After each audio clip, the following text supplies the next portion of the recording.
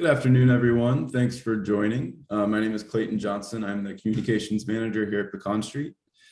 Today, we have our second session in our seminar series on federal funding guidance for environmental justice organizations.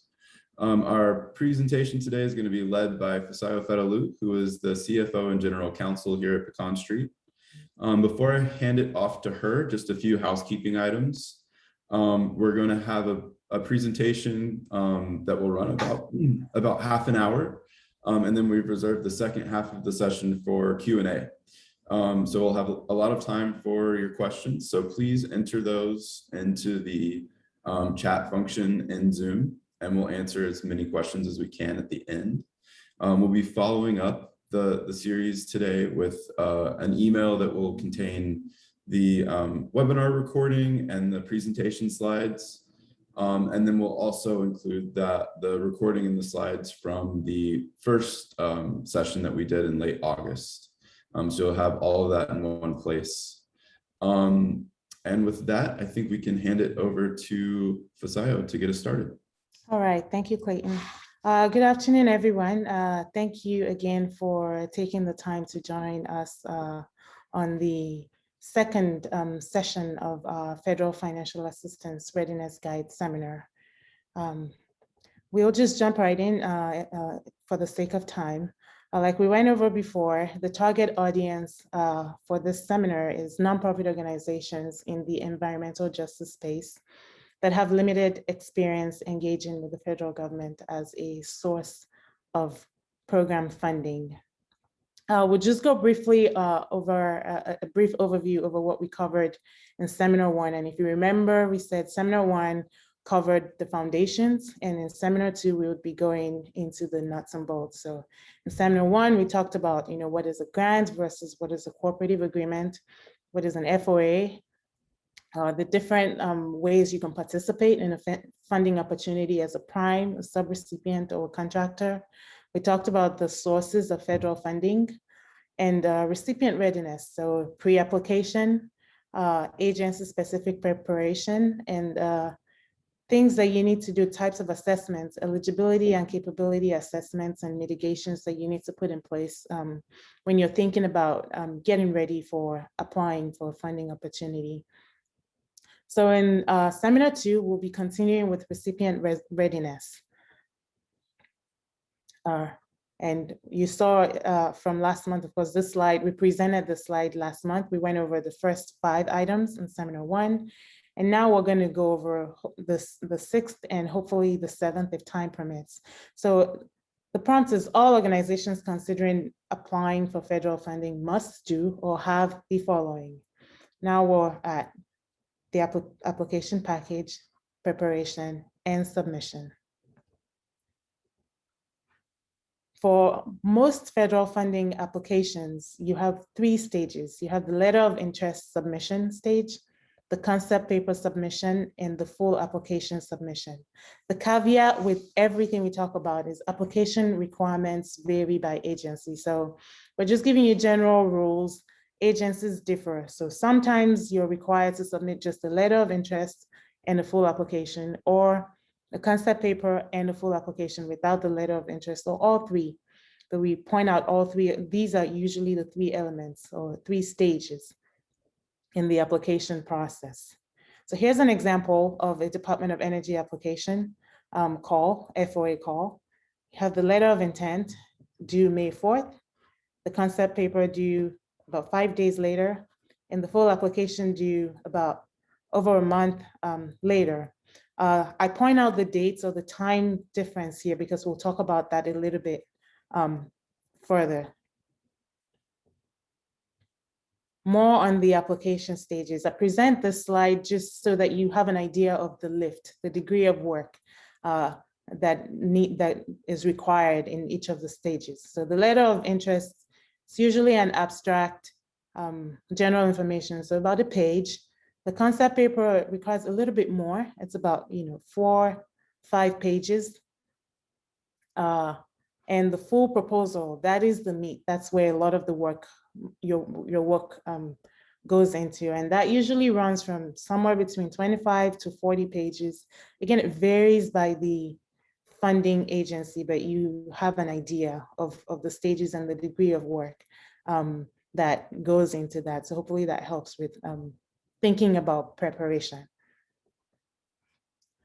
Here we just point out highlights of the different stages. So the LOI submission highlights. Like I said, this is just an introduction. This is where you're giving background information to the funding agency about your organization, title of what you're proposing, and just introduction of the team. I provide tips here as well for each of the stages. So the one main tip here is that you should submit your letter of intent even if you don't have a fully fleshed out concept or team. And now I refer back to the dates that I pointed out earlier. So we had the letter of intent was due May 4th or 5th, I believe. And the full application was not due until July. So if you don't have your concept fully fleshed out or a team fleshed out, still go ahead and submit a letter of intent, because sometimes if you don't submit a letter of intent, then you cannot submit a full proposal application, but you have a whole 2 months to talk to agencies, to talk to other organizations, to get your team together, to line up resources to pull off the full application. So don't not apply. If you feel like there's a remote opportunity that you can pull off a full application, go ahead and submit a letter of intent when it's before it's due. Now we move to highlights about the concept paper. Here's where you're talking about the technology or the project that you're requesting funding for. You're talking about what the project is, what your target outcomes are, what is the status quo, and how is your proposal going to improve upon the status quo? What will be the impact of your project on the field or community or industry you're in? Then you talk about the risks, an assessment of what the risks are and the issues related to the project, or that you envisage with the project. Very important is to talk about what is the impact of the government's funding, what will be the impact of the government funding, because the government wants to know that when they're giving you money to do a project, it's going to be impactful. So spend some time on that and talk about the skill and expertise of the team, prior experience, showing your ability to perform similar tasks and of similar complexity, and then proof or a plan for adequate access to equipment and facilities necessary to accomplish the effort. So these are highlights of the concept paper.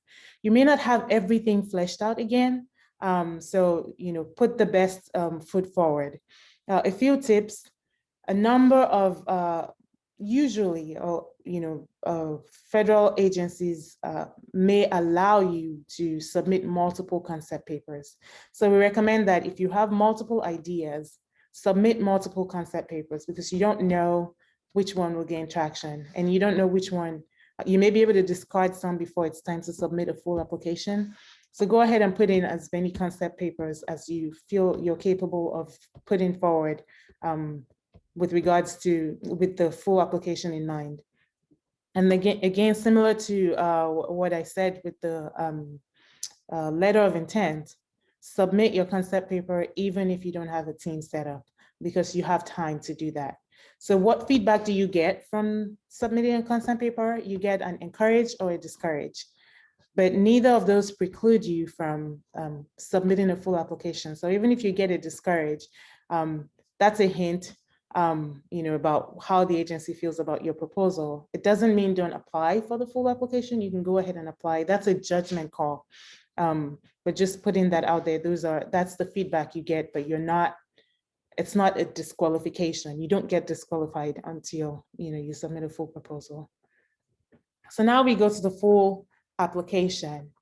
These are typical elements of the full application. Again, it varies by agency. Have the technical volume, it could be called something else, but that's the meat of the narrative. And then the statement of project objectives, then some of the required forms by the government, and then the letters of commitment.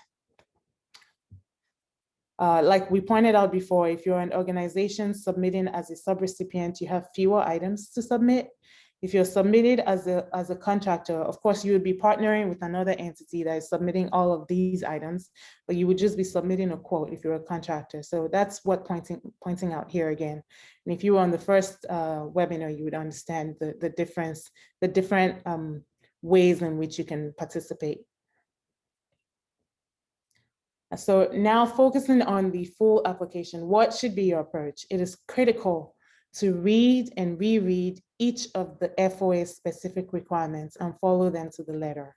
But one thing that's worth pointing out here is the difference between applying for a foundation grant and a federal grant is that on the federal side, some of the elements of your proposal are required by law. So if you don't include those in your proposal, then you get disqualified. You don't even get a chance. So it's important to read the specific requirements and follow them. So we recommend that you prepare with the reviewer in mind. Each awarding agency is required to review and assess each application to determine the following: that the applicant is eligible for the specified program. We talked about eligibility in the first seminar, and we can provide the slides again so you can always go back and see what that means. The costs and activities in the application are for allowable, allocable, necessary, and reasonable costs. We'll go over each of those in this presentation.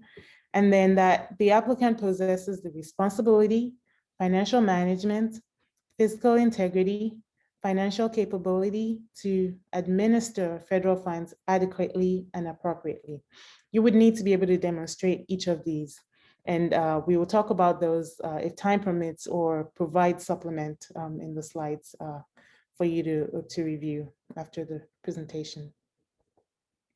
All right, so how do you organize your full application? Some of these are intuitive, but from experience, it's worth pointing them out and just talking through them. So we start by creating a checklist with the key proposal components. And then we assign tasks along with deadlines to specific people. Allow plenty of time to review. Aim for at least 72 hours early submission. Some of the federal systems are not, sometimes you may have a lot of people trying to submit at the same time, and you don't get grace if the system is backlogged and for some reason you're not able to submit. So aim to submit early. If you have collaborators involved, this is very important. Give them a target deadline that is substantially sooner than the time that you're seeking to submit your application, so that you're able to get all of that, the materials back, review, go back and forth before it's time for you to submit.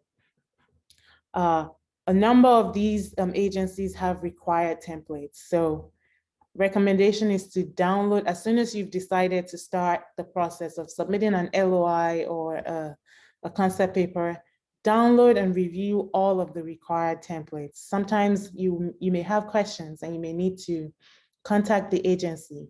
Sometimes the agency has an open question period after which they don't respond any longer. So if you don't have your templates downloaded and you're doing that when you're right about to submit and you have questions, you may not be able to have your questions answered and disqualify yourself even if you have a great idea.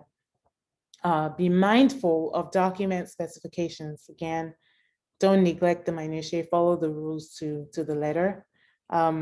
Version control amongst team members. This may sound trivial, but it's worth pointing out. At Pecan Street, we date and we initial the documents. It's better to designate one person as the master so they have a control of the master document, so that you don't end up submitting an incomplete document or having issues with override. And then practice submission on the agency's website. So if you've never submitted to a particular agency, I have learned to do this. I go on the agency's website and practice ahead of time how to do the submission. In case I have questions, in case our organization is not set up properly, it's good to practice and gain familiarity with the organization, the agency setup way ahead of the time to submit. And then again, review the FOA against your completed application documents prior to submission. All right, so now that we've talked about how to get ready for it, we're going to talk about the costs and budgeting. We're not going to talk about the technical proposal because we know that's something you are familiar with. It's usually about the same thing you would be submitting to a foundation. But the cost and budgeting, these are unique components to the federal funding application process. What is the budget? It's a detail of the costs of the program or project being proposed. And it's comprised of two portions, the federal share and the cost share. So the federal share is the amount you're requesting from the federal agency, usually the federal or sponsor share. This is the amount you want the government to fund you. And then the amount that you're required to put forward is the recipient share, also called cost share or match. So you can see a diagram of it. You have the total project, you have the federal share, you have the cost share.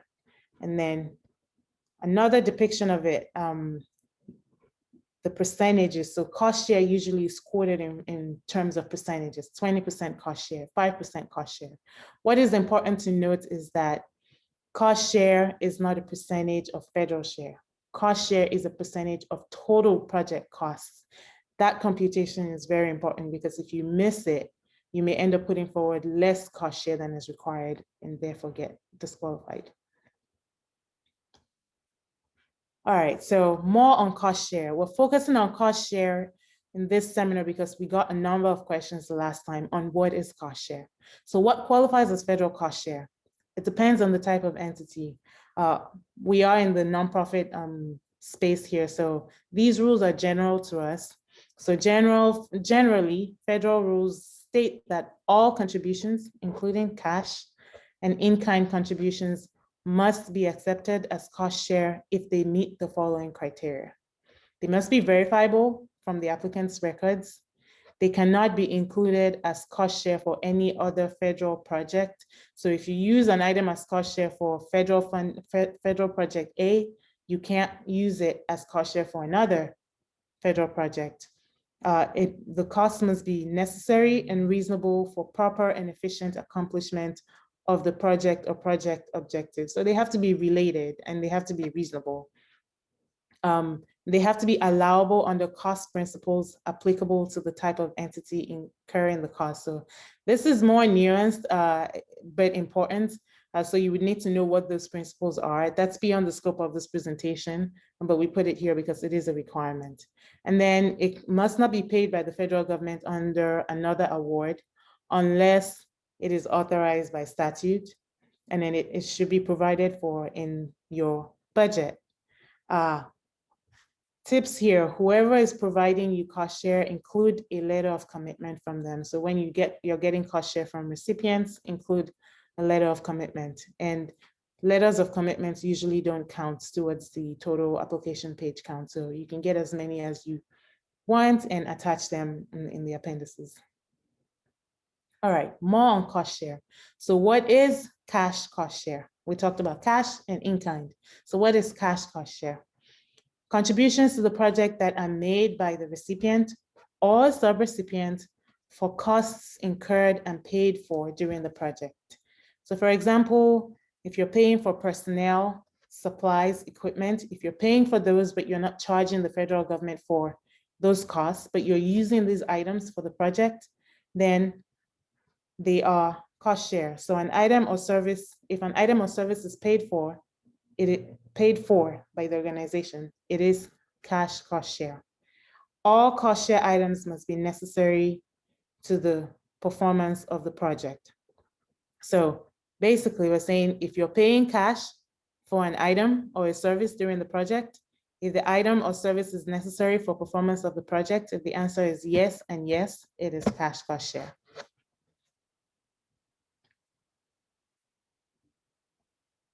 All right, what is in-kind cost share? So in-kind cost share, contributions to the project made by the recipient or subrecipients that do not involve a payment or reimbursement and represent donated items or services are in-kind cost share. So remember when we talked about cash cost share, it has to be a payment. You have to be putting money out. For in-kind, you're not making a payment. You're not putting anything out. and they're donated items. Donated doesn't necessarily mean, it could be items that are donated to you. It could be also items that you already have, existing items. So example, volunteer personnel hours. If you have volunteers that are working with you on the project, you can value their time and count that as cost share. If you have donated existing equipment that your organization has or that a third party donates to you, same to supplies, same to space, you can put a value on those and those count as cost share. So all cost share items must be necessary, again, like we said previously, to the performance of the project. The cash value and the calculations of the cost share items must be verifiable and justified. So tips here. What if you're trying to put a value on personnel hours? So the rate for volunteer services must be consistent with those paid for similar work in your industry or organization. Valuation of supplies, equipment, space should be reasonable. So don't exceed fair market value at the time of the donation. And then use estimates, research comparables. It's important, some of these items are subjective, so it's important to be able to provide a strong justification. And if you can't provide a strong justification, then you can be quite creative with items that you count as cost share. And most important, document your logic, your reasoning, document the backup if you have receipts and invoices related to the items you want to count as cost share. All right, so we now know what federal costs are. We know what cost share is, high level. So now you're preparing the budget. What are attributes of federal costs? We talked about these items high level initially. So now we'll go into a little bit of detail. Budgeted federal costs must have 4 attributes. They must be eligible. So to be eligible, it's permitted by statute or program guidance. Program guidance is pretty much the guidance around the project that you're applying for, or federal regulations. So for example, the FOA may prohibit incurring trainee travel costs.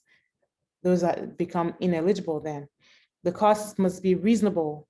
So you cannot exceed what would be incurred by a prudent person under the circumstances prevailing at the time the decision was made to incur the cost. So just basically use good judgment in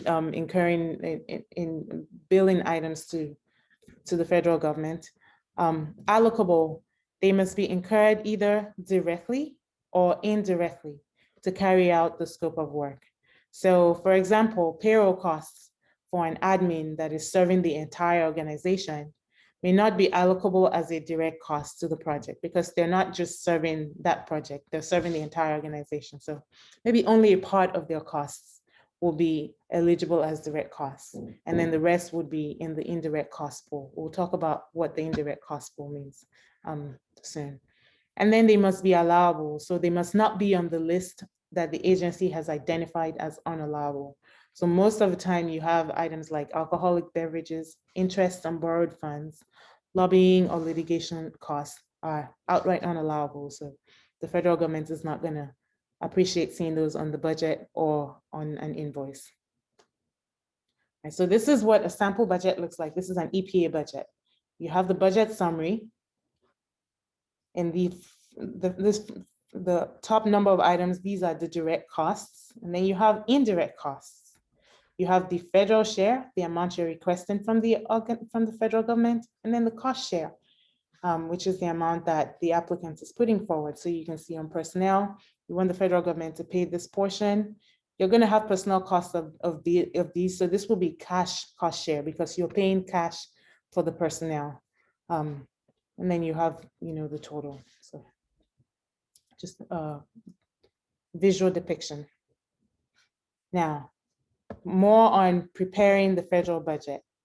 What are items that you have to keep in mind? Number one, understand the 2 classes of costs. On the federal budget, you have the direct and the indirect costs.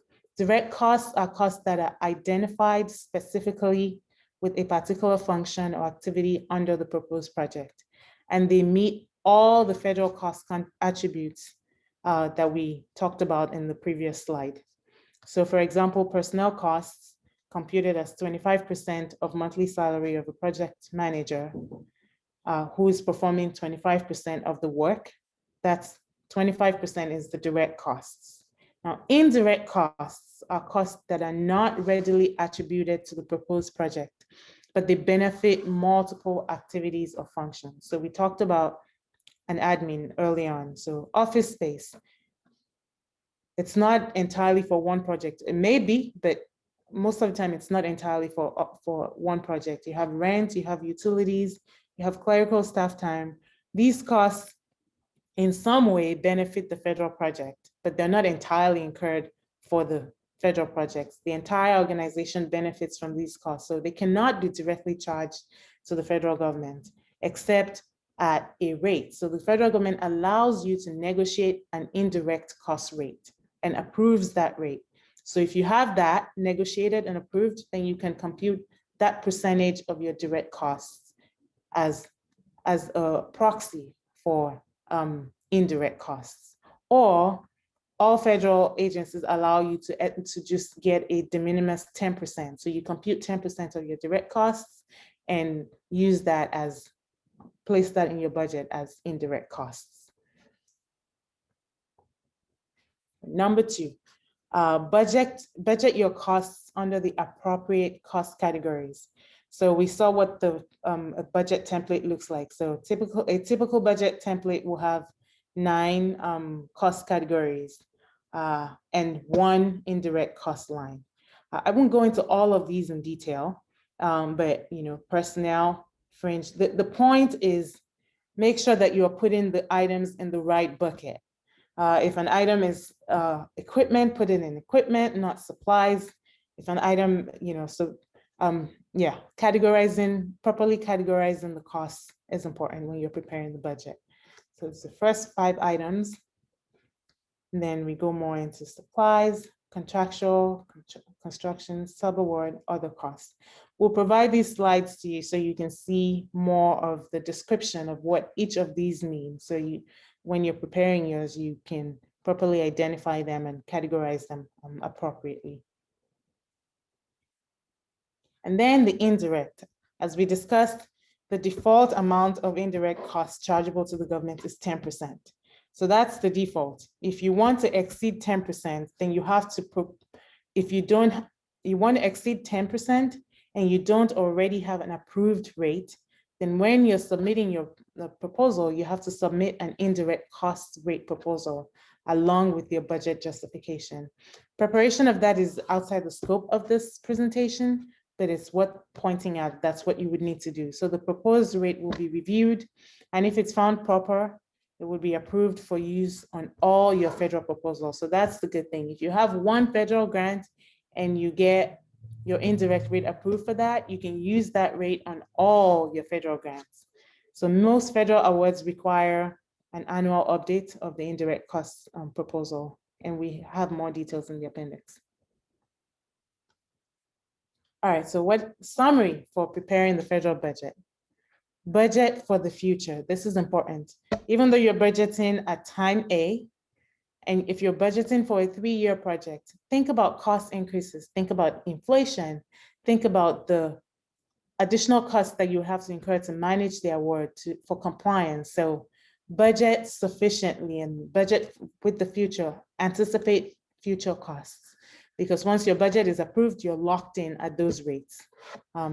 Budget with good judgment. So all the costs should be justifiable, estimates reasonable, and preserve supporting documentation for award negotiations. It's important just from a credibility perspective to make sure that the numbers you're putting there are reasonable. So when you're negotiating, you're not you appear credible. And then budget as instructed. So each application and each agency is different. So the budget should be prepared and supported according to the FOA's instructions. That's important. All right, and then we talk about letters of support, letters of commitment or support. Letters of commitment or support from experienced organizations can help lend credibility to a small organization's application. So if you have other organizations, for instance, adding cost share, obtain letters of commitment from them, place the letter on the letterhead of the organization, write in the letter, and get the signature of a senior official. For the letter of commitment, it should expressly describe the strong relationship between the organization writing the letter and the applicant. It should place a value on the amount of resources that the entity making the commitment is putting towards the project. The letter of support doesn't need to be a commitment, so you can get letter of support for a small organization. This is very important, actually. You can get letter of support from the city, from universities, just other organizations that can say, we believe in this organization. We believe that funding them is a good idea, and they can lend their reputation. So it should describe the general relationship between the supporting organization and the applicant, merits of the proposal, and present support for the project if funded. All right, so now we move on to preparing for the award. We may not be able to go over all of these depending on time, but so what next? You've prepared the application, you've submitted it. That's just the first step. If you do get selected, selection does not guarantee you getting the award. There's a tedious award negotiation process after selection. So how do you prepare for the award? Before an award can be made, the agency contracting officer will verify responsibility, financial management, fiscal integrity, financial capability to administer federal funds adequately and appropriately. Here, we recommend that you hire competent help to develop the organization's foundational systems, processes, policies, and procedures. Usually, from my experience, a regular bookkeeper is usually not sufficient.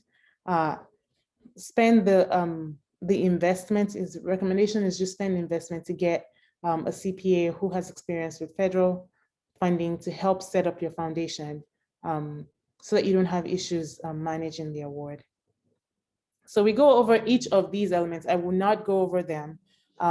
Clayton can help drop in the chat the slides that cover these aspects, but I would just point to them. So we talk about what does it mean? What does award, what does responsibility mean? What are the elements of financial management? And we talk about these in details, and they're worth looking at because you can't skip, you can't not have some of them. They're pretty much all required, or or how they plan to put them in place. And then we talk about award fiscal integrity. And lastly, what does it mean to have administration capability? So the final recommendations here would be that establish a sound foundation. Establishing a sound foundation is important both short-term and in the future. So hire help to develop the foundational materials, for example, your policies, the templates, the accounting system setup. This presentation desk can be useful for you to craft an RFP to get the help. Leverage your network. Teaming through public-private partnerships de-risks the project for the funder and also helps them demonstrate efficient use of public resources. So from the first presentation, we talked about the benefits of teaming. We say cast a wide net. The last presentation, we showed the number of agencies that actually fund environmental related projects. It's not just the DOE or the EPA. You'll be surprised, a lot of funding agencies also do that, also fund federal projects. So cast a wide net and apply or do your search on sam.gov for other agencies. And also, if you have relationships with private companies, you can persuade private companies to apply as the lead, and you come under as a subrecipient. And there are a lot of private companies that apply for federal funding. We've had experience, very good experience actually, with private entities that get funding as the lead and pass through funds to us as subrecipients or contractors. And if you're awarded, ensure that you deliver timely, especially if this is your first one, no matter how small, deliver timely on both programmatic and administrative deliverables, properly separate and track the funds, and make sure you meet your cost share requirements. Performance history is highly predictive of whether or not subsequent awards will be made. So if you're going to go ahead and apply, if you get awarded, manage the funds properly and meet all your targets so that you begin to build that credibility with the federal government. And then, like I said previously, begin the application process early. And in the appendix, we have other resources. So I'm going to pause the presentation here for questions. Great, thanks, Fisayo. So just as a reminder to folks, we've got plenty of time here for Q&A, so feel free to type in your questions into the chat in Zoom, and we'll get to as many of those as we can. So one of the questions we got, Fisayo, was about submitting the letter of intent. And so is there any reason or any harm in submitting a letter of intent if you ultimately don't end up submitting a full proposal? No harm at all. So there's no reason why not to submit one. There is no harm at all. You submit it. Sometimes for some agencies, I don't know about all, for the Department of Energy and the office of the Department of Energy that typically funds Pecan Street, they actually do not even look at the letters of intent. They just mark it that, you know, this organization is applying. So it can be entirely different what you submit after the letter of intent. They just want to have an idea of the count of the number of entities that are going to be submitting an application so they can prepare to have an adequate number of reviewers. Great, great. And then another question, can you confirm that you need to be awarded a federal award first in order to apply for an NIDR, since you need a cognizant agency to apply to? And what, an IDR, you said? NIDR. NIDR, is that, what is NIDR? Is that indirect cost rate proposal? That maybe they can help clarify what negotiated indirect rate. Negotiated indirect rate. Okay, I figured it's something to do in there. So do you have to have a well, yes, because you have to be engaged with the federal government in some way. So you're either an awardee, existing awardee, or you're just about applying for a federal award. I can't see I don't see the avenue where, I don't see how you would be able to submit one to the federal government. There would be no agency to submit to if you didn't already have an award or were applying, were being considered in the negotiation process for an award. Okay. Another question that we got on that was if you have any guidance on how to go about, you know, estimating the value for that indirect rate. For the indirect rate, so in the appendix of the presentation, we provide information on that. It's not straightforward to talk through, so it's what I'm just, you know, clicking and reading the several steps. But we provide an attachment here and there, or link to it. Okay. And then you mentioned that you know, you can submit multiple concept papers. Do you have any guidance on how unique those concepts need to be from each other? About how submit multiple.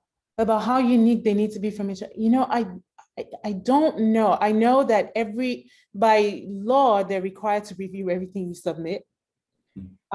So because they're giving fair opportunity to everyone, so they'll review everything you submit. Whether or not I mean, if two things are essentially the same, what I would say, just by intuition, not multiple entities are applying at the same time for this opportunity. And so if one entity is submitting multiple for the same thing, for something that's exactly the same, you know, I don't know that well, actually, let's step back. The submission of the concept paper doesn't, the full proposal is where the weight of the decision is made. So if you're an entity that submits 2 similar concept papers, I don't think there's a problem with that, because you can ditch one and just go with one for the full proposal, depending on the feedback you get. So a discourage on the concept paper doesn't even preclude you from submitting that same discouraged concept as a full proposal. Having multiple full proposals with very similar ideas, I think that's where I would think that's a bit of a problem. But if you're submitting similar concepts at the concept paper stage, all you're going to get back is we encourage or we discourage. We encourage one, we discourage the other, we encourage both. So that's all you're trying to get from that process. So, I think you have the latitude to do that.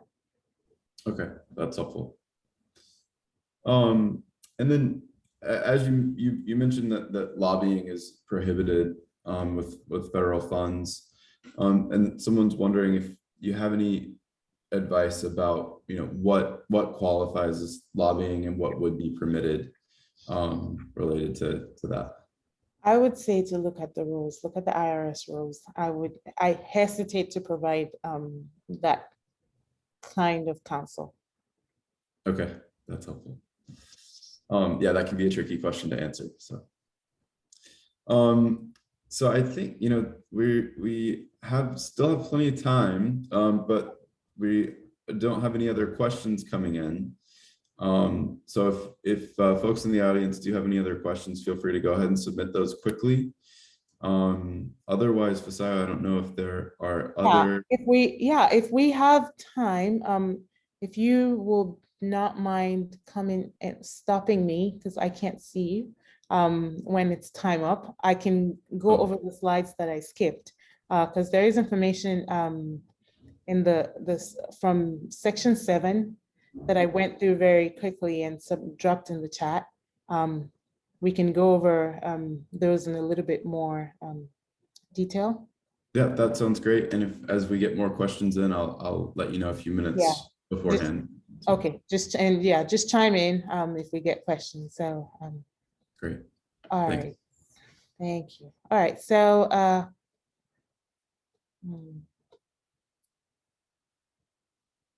all right, so section 7, I went through this really quickly because I wasn't sure if we would have time. So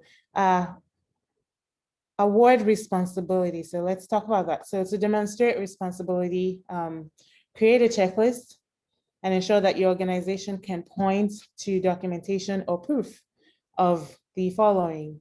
So what responsibility is almost like a term of art in this circumstance.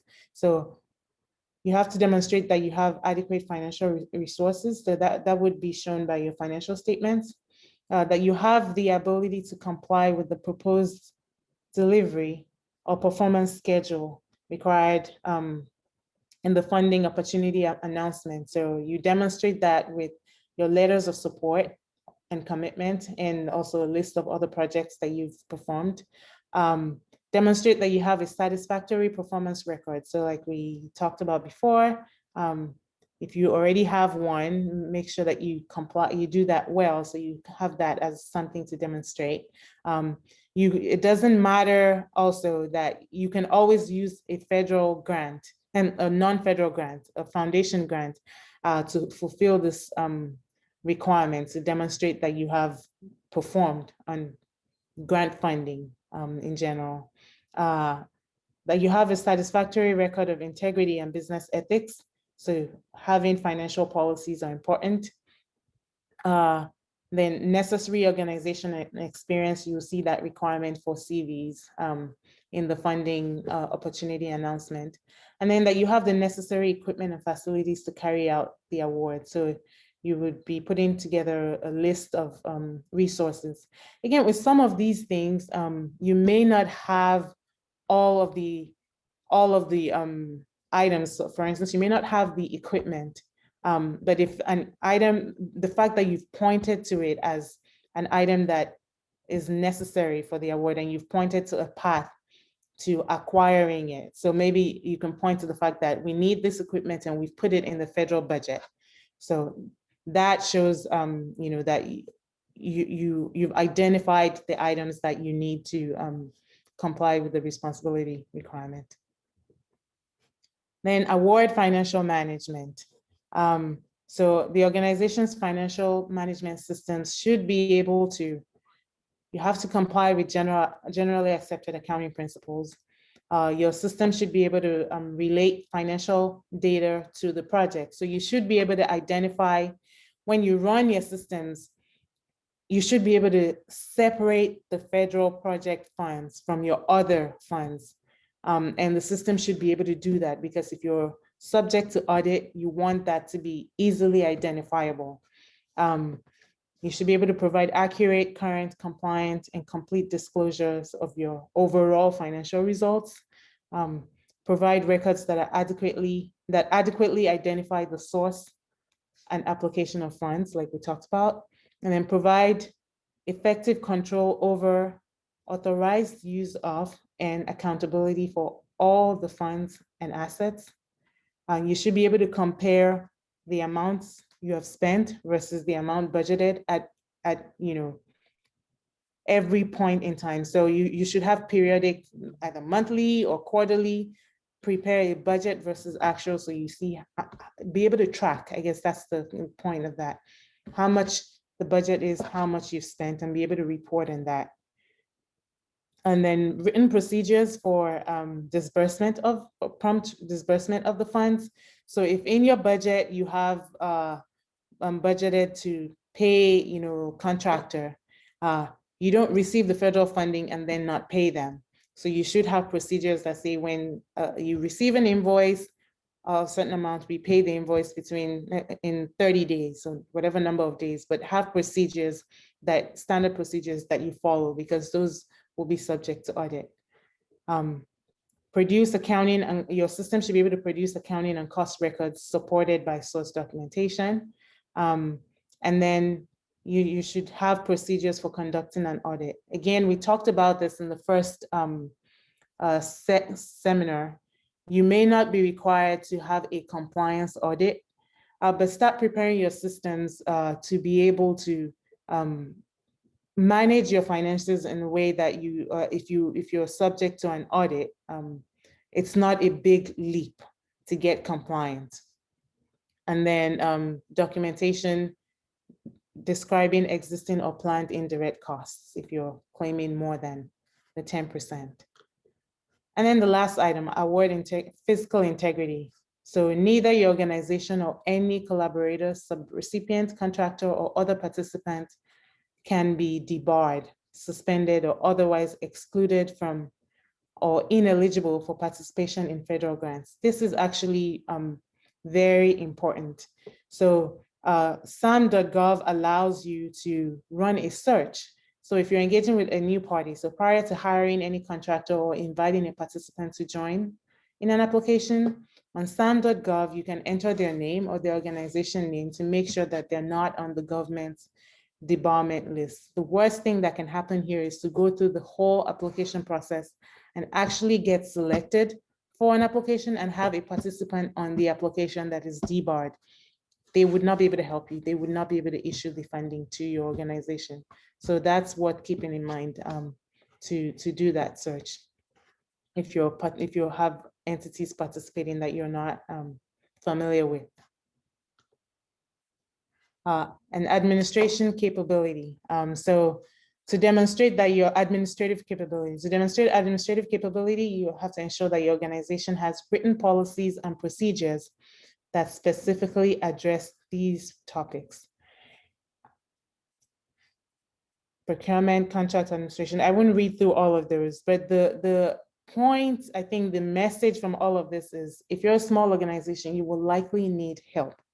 And so it's important to hire competent help to help you, put these things together, to set up your foundations and get the policies and all of that in place. It makes going through the award negotiation process a lot less painful, and also managing the award a lot less painful. I think that's it. I will stop there. Great, thanks, Visaya. I'm glad we had time to get through the rest of those slides. One question we did get in during that was about if you have a fiscal sponsor, does that organization assume responsibility for most or all of the financial and administrative reporting responsibilities? Yes, so it depends on the model. So fiscal sponsorships, there are three different models. There's the A, B, and C. So it depends on the model. For usually, yes, they have responsibility for under, I think, two of the models. They have responsibility for doing that reporting. However, the caveat there is that usually when they negotiate the agreement, because Pecan Street has been a fiscal sponsor to an organization in the past, when they negotiate the agreement with you, they may pass that obligation to you, meaning that you would actually be the one doing the heavy lifting, but they would have their name as the entity legally responsible for making sure all of that reporting gets done. So they would be relying on you to pull together all of the documentation, and usually the agreement will pass down those responsibilities to you. And they just have the legal obligation to the funder to make sure those are being done. Great.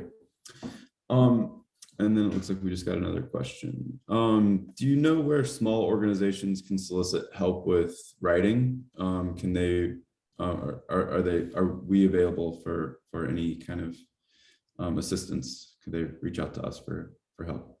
For help with writing, so that's kind of a difficult question because writing, I guess that varies by the organization. So our experiences with the Department of Energy, I don't think that it wouldn't be volunteer help, I don't believe, just because we are budgeted by programs. So it would not neatly fit into any of our programs, like, so there might be nonprofit organizations whose part of their mission is, supporting writing. So I think about maybe mission capital, that may be. So it depends on what writing means. I guess that's what I'm trying to say. So if it's like a question, just one question here and there, based on your experience, what do you think? You may be able to do that. But if it's like doing the heavy lifting of writing, then we don't have a program under which that would be funded for us to perform. Okay, but Mission Capital may be a good place for people to check out. Yeah, that may be a good place. I mentioned Mission Capital because in my mind, they're like the source of, general help for nonprofit organizations. So that may be a good place to start the search. Okay. Great. And then I wanted to give you an opportunity to tell people about the two funding opportunities that I just dropped into the chat. Oh, yes. Thanks for reminding me about that. Yeah, so two of those, actually, we just found out about those yesterday. The actual FOA has not been announced yet. One of them is going to be put forward on September 25th, the other one in October.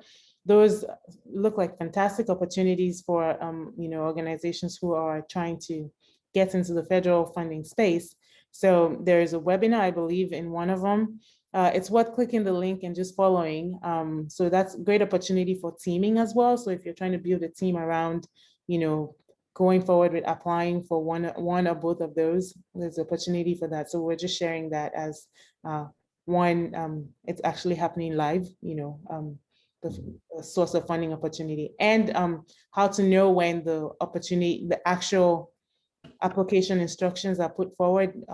Go to sam.gov or grants.gov, sorry. Grants.gov will have that on there very soon and have information about how to go ahead and apply.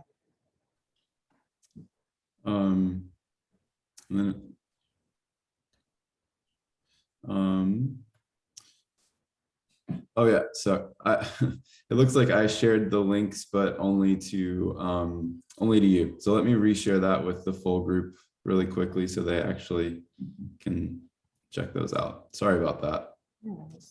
Thank you. Sure, to everyone. Okay, there you go. So that should be in the chat for everyone now. And with that, I don't think we have any other questions coming in.